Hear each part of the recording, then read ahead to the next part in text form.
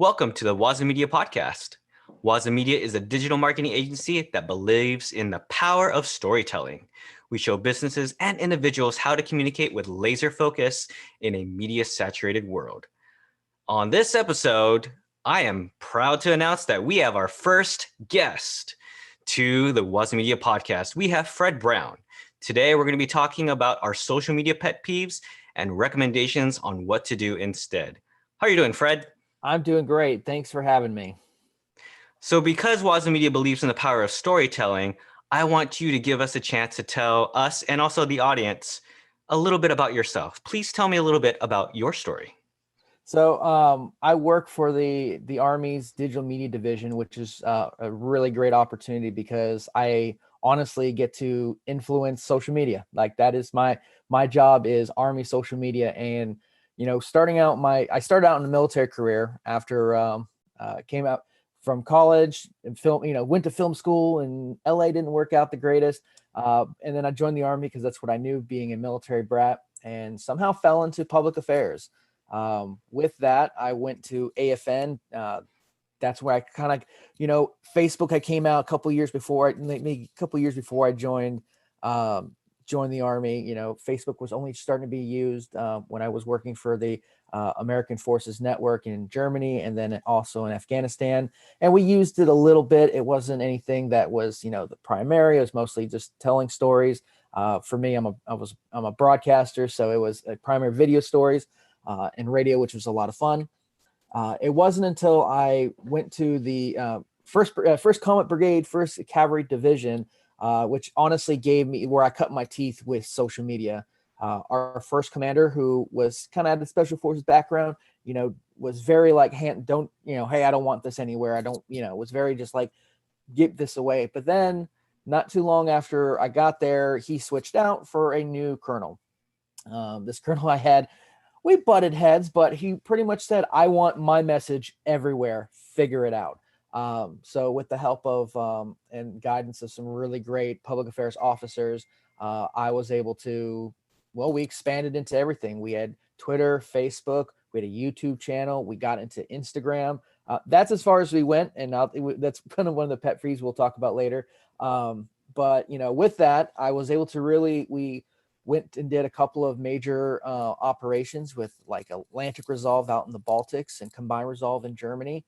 We even won a Keith L. Ware Award for digital media campaign, which was one of the coolest things ever. And it's sad that I had to leave that back at Fort Hood with the unit. But after that, I took the chops from that, and in Korea was able to get my first job getting out of the military. Working for Booz Allen Hamilton as a public affairs specialist with a leaning towards social media. Same thing. I left that position for Bureau of Reclamation and the Department of Interior, which was a lot of fun. And then that's when I first started becoming a social media manager and controlling the messages and how we speak to everybody. And then I took all those into the job I have now, which is honestly probably the best job I've had, by far. You've been quite around the world, and interesting enough, you've been in some of the places that I've been. I was in uniform in Korea in 13 to 14, and then I hopped over to Germany from 14 to 18. See, we're going the other way. I was in what was it? I was stationed in Germany from 10 to 13. And then I kept going back to Germany when we were doing the multinational operations with 1st Cav Division, back and forth that in the Baltics. And then we did a rotation in Korea from 15 to 16. And 16. It was 16. It was 7.5 months. And then I remember it was 2 a.m. and I was doing a phone interview because my ETS was coming up, and I'm on the phone like, hey, where are you at? Oh, I'm in Korea. It's just a little, it's late here. So, let's go. Well, that's awesome. And handling social media today in a 2020 world, there's a lot of different things that we're able to do now. You mentioned earlier about that you were dealing with the early stages of Facebook. And the first thing that popped into my mind was when was the first time I used Facebook? And then I also thought about what was I using before Facebook? And the two platforms that came up to mind were number one, Zynga. Wow. So Zynga and then MySpace. So Good old those Tom. were Tom never did anyone wrong on MySpace. It's no, funny. I no, only he got into didn't. social media with MySpace because a girlfriend. It was when I remember when social media first started coming out. I thought it was like, I'm not on a computer long enough. I have dial up. Like, this is kind of ridiculous.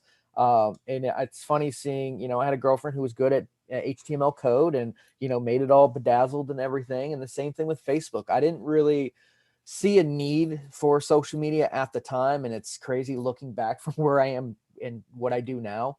But it was a girlfriend who convinced me to get on Facebook, and now I can't, now I can't imagine life without all the tools we use to communicate with people. It's definitely made communication easier as far as communicating to the masses. Mm-hmm. No, at no point, and now in today's world, we can communicate at scale to people not only in our own country, but all around the world. And I know with some of the things that you do currently, that's what some of your audience is. Yeah, it's, I look back to the first time I started cross training to doing more print media. And I was so excited when I got my first article that was in the base newspaper, and I found out what like the cycle rate was, and how many people usually read it. And then I posted a link on Facebook, and it's gotten more sophisticated than it used to be, where you just drop a link in and add something and call it a day. And the reach would double what the traditional newspaper was, even for a base newspaper, but still would double that. And I started seeing if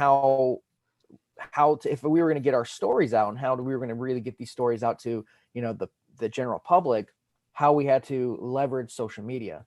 um, like I said, I had some really great public affairs officers when I was when I was a young NCO, young sergeant, coming up, and who gave me the freedom to try different things, but also imparted some great wisdom. So we were able to do some really good things. And I credit the one major and two captains that honestly got me to where I am today. That's awesome. Speaking on the topic of social media, that kind of helps us lead into kind of our conversation today that I really want to pick your brain about is what are our social media pet peeves? So what I think, Fred, we should do is we should name a pet peeve that really gets to us, really grinds our gears, but also with that pet peeve, give an alternate for our audience on what they should be doing instead. How does that sound to you? That sounds great. So I'll start this first one. My big pet peeve on social media for me is that there are no subtitles on a video. Now, with if I'm on Instagram or I'm on Twitter, usually if I'm on those platforms, I'm scrolling. I'm scrolling heavily. I'm looking for something that catches my attention, and I'm usually doing it without sound. And so when I'm looking at something that may be interesting but doesn't have any subtitles, I can't read it, and so I just skip past it, Mm-hmm. even though it may be something in the comments or in the description that may be interest of me.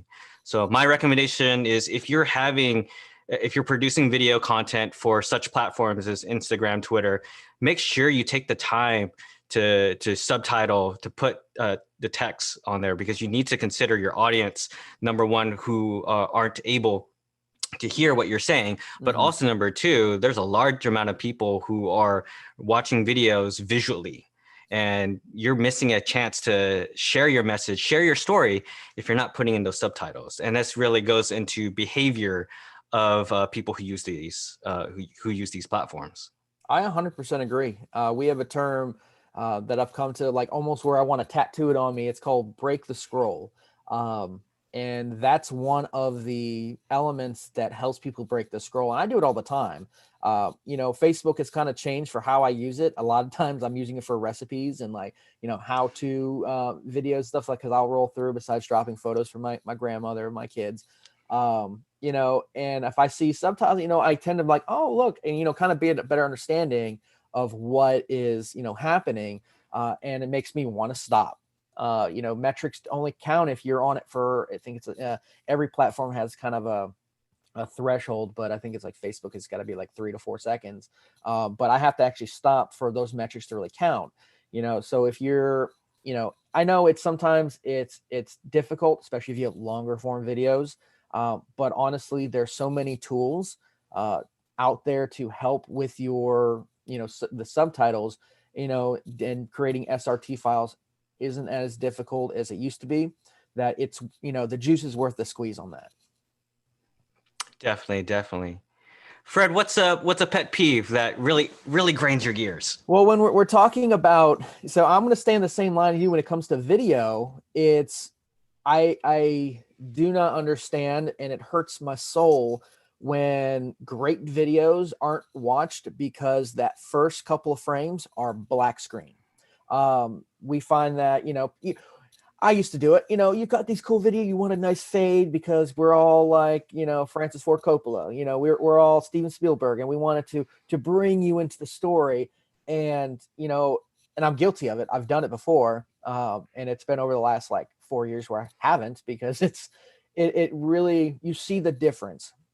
When people ask for advice, I tell them, the first frames need to be something like, either you need to have a thumbnail image that's created, that's engaging, that makes you want to look at it, or the first couple of frames really need to be spot on. Like it's bam, here's the story, because that's going to, again, break the scroll.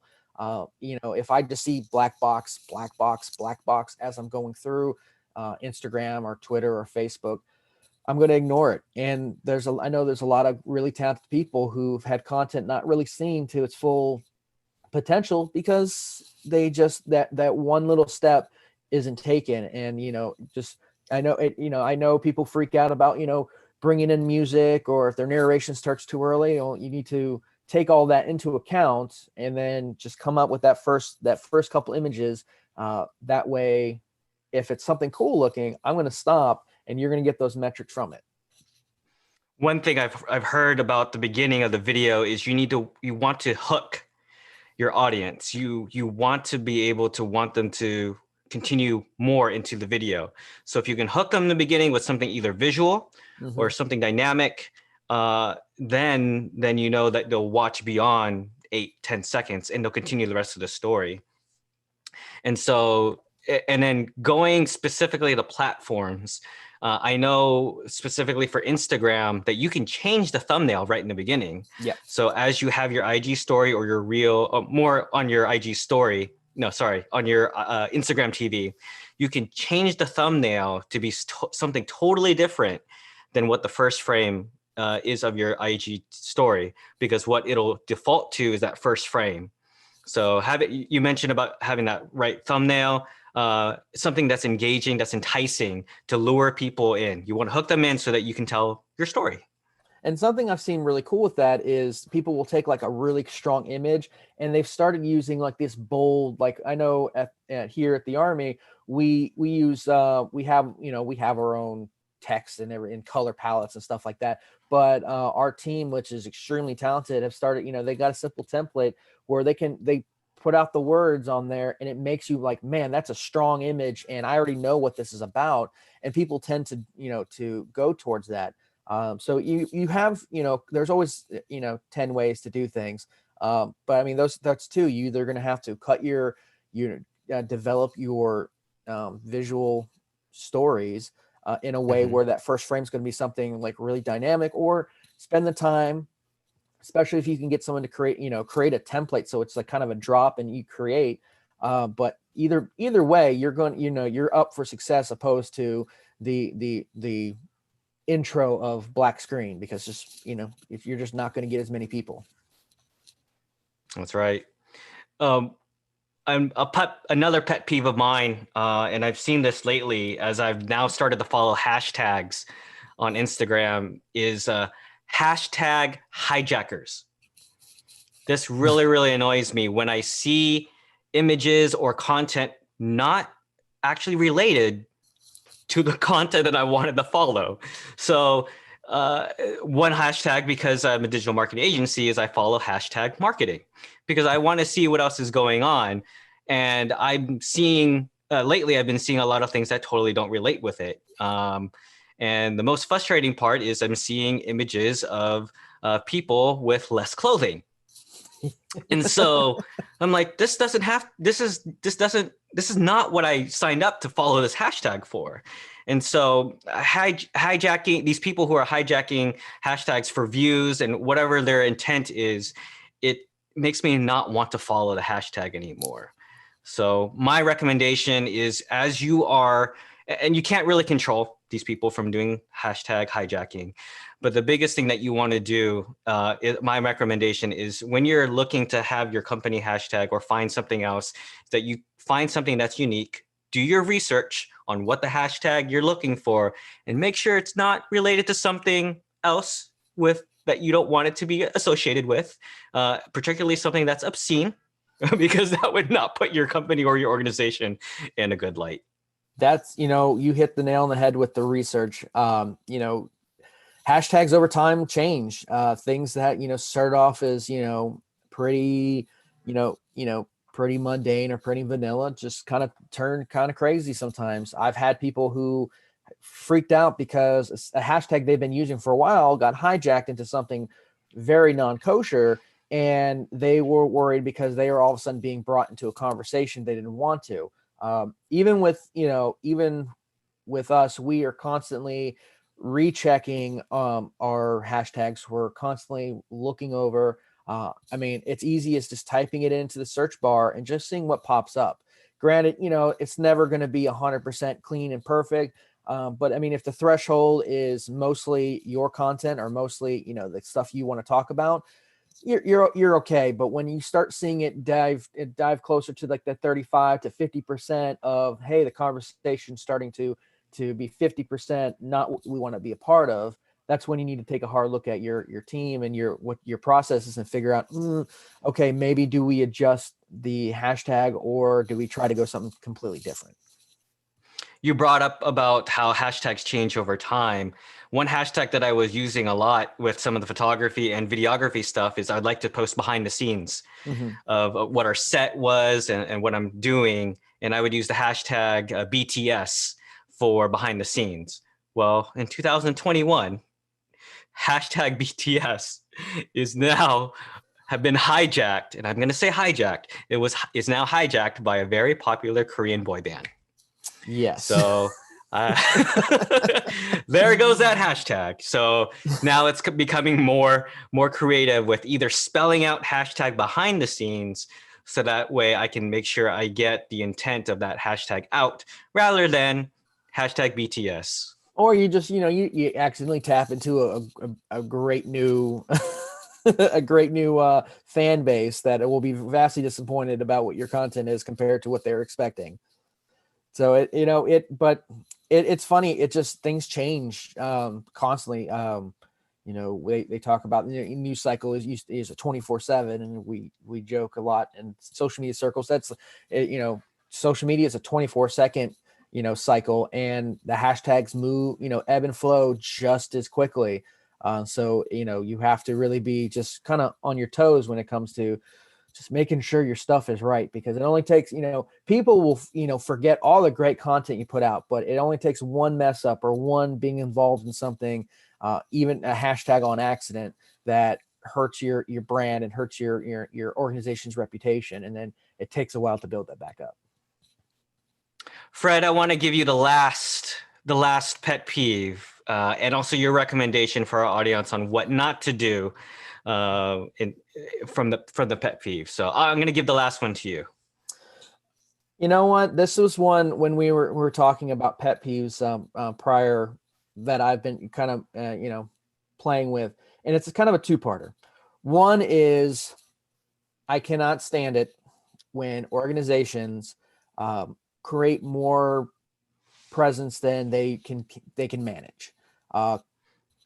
Constantly, it's an issue that when people come to us all the time. Hey, we're looking at a LinkedIn account. Hey, we want a Facebook account or a Twitter account. And then every so often I'll get somebody, we want everything. And then when I get a chance to explain, hey, this is kind of what you need to look for. This is kind of the organization you need to create. This is kind of the content you need to go for. And they realize that they can't meet the demands that honestly having a presence on each platform really, really demands. We have a good sized team in the Army, but even sometimes I'm like, man, I really wish we had like a couple more people, because it takes a lot to create the content, to develop the plans, to develop the goals, and to develop content to meet those goals. Because if you don't do that, you can't engage. And that's the second part is, people aren't engaged, as well as, having these presences, they aren't engaging on these presences. It's social media for a reason. Engagement is such a huge factor of what we do, that, some people think that I can create, I found this article, I'm going to write a little bit to it, and I'm just going to let it be, and let it soar on Facebook and Twitter. But when people, there's always an opportunity for people to, when people ask questions, to answer them, to find conversations on those platforms that meet your objectives, that are in your line. And far too many people are, forgetting the fundamentals of social media, which is engaging with other people. So my biggest suggestion is, especially if you've already got the platforms, maybe take a hard look at, where your priorities are lying. But if you're an organization that has no social media presence, instead of trying to just put your name on everything that moves digitally, take a second and just get on one platform. Find what's best for you. Get on one platform. Create a plan. Create goals. Create content that meets those goals, and then see how it goes from there. Some people can go, man, I have enough bandwidth where I can move to something else. And then other times, man, this Twitter is hard enough. And if that's the case, then be good at one platform, do it really well, instead of being less than mediocre across the board. And that goes with the engagement as well. Really get out there and find those conversations. If you can, I've had people who are like, oh, I want to do this. I'm like, why don't you start off with LinkedIn? Because it's your alley. It's what you want to talk about. And honestly, it's a little lower speed. It's that first gear. And it's something that, you cut your teeth on. And I tell people all the time, like, if you can consistently produce content, be a couple of weeks out of content, because that's what we try to do. Try to be at least 2 weeks out, so we're never missing anything, and we can always adjust. If you can do that, and also engage with people, on different conversations, and as well as on your own posts, you're going to be good, and you'll set yourself up for a good social media program. And then if you decide it's time to expand, or hey, we need to add another person so we can move into another platform, then you can make informed decisions, and overall, make the juice worth the squeeze on this one. I totally agree with you. And as you were mentioning your points, two things came up to mind. Is that most people, when they are looking into establishing their presence on a platform, they forget that each platform requires time, money, and resources. Mm-hmm. And if you're trying to overextend yourself on multiple platforms, you're also extending your time, energy, and resources across all of these platforms. So you have to look at what your organization, your company's bandwidth is in order to support all of these. And the second thing I was thinking about is what some people do is they post the same thing on each platform. LinkedIn is not Facebook, is not Twitter, is not Instagram, is not TikTok, is not Snapchat. Everyone engages with these platforms differently. And so you have to keep in mind what the end user's behavior is in order to make sure that your message and your story is getting out appropriately. And that's a great point. I see it all the time, where the same everything, hashtag, wording, some people will create, because, these social media tools that we have out there, Hootsuite, Sprinkler, Sprout, Agorapulse, they're great tools, but sometimes it does lead people to be a little lazy. They'll I'll set it up in Twitter and then just copy and paste for everywhere else. And the issues with that is, if I go on your Twitter and I see a post, okay, cool, and I'm scrolling through and I see the same thing on your Facebook, I'm just going to scroll by it. And I'm not saying you can't use the same content, but using the same content the same day, at the same time, with the same wording, is people are gonna tune out.